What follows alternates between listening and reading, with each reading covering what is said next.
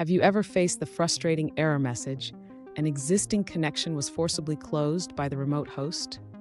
If so, you're not alone. Today, we're diving into this common issue and uncovering how to resolve it.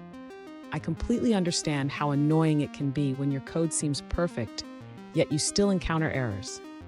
It can feel like you're hitting a brick wall. You're definitely not the only one experiencing this.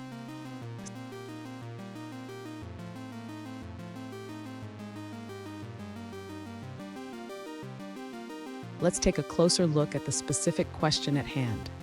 One user asked, "What am I doing wrong here?" They provided a snippet of code that uses HTTP client to send a message, but they keep running into that pesky error. Sound familiar? Let's explore this together. So what does this error really mean? It often indicates that the server is rejecting the connection for some reason. This could be due to various factors, including server settings or network issues. Let's break it down step by step. And stick around. At the end of this video, I'll share a crucial tip that can help you avoid this error in the future. To address the issue of the connection being forcibly closed, the user should first check the API endpoint they are trying to reach. It's important to ensure that the URL is correct and that the server is currently operational. Next, the user should confirm that the request headers are set correctly.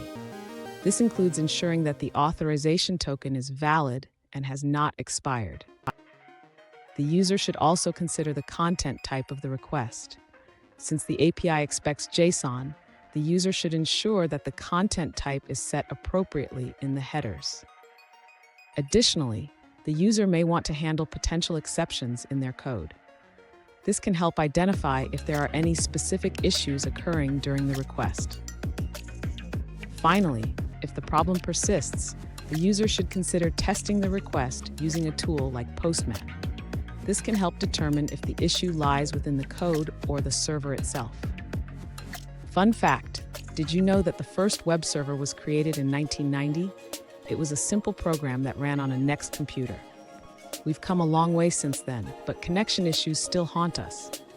Now, let's look at the answers provided by other users. An alternative solution suggests addressing the HTTPS issue by adding a proper certificate. The user recommends using a web request handler to include the certificate when creating the HTTP client. Additionally, the user provides a method to convert JSON to HTTP content and mentions that you can bypass certificate errors during development by ignoring untrusted certificate errors. Here's the tip I promised. Always test your API calls with tools like Postman or curl before implementing them in your code. This can save you a lot of headaches down the line. And there you have it. By following these steps, you should be able to troubleshoot and resolve the connection error. If you found this video helpful, please subscribe for more tips and tricks.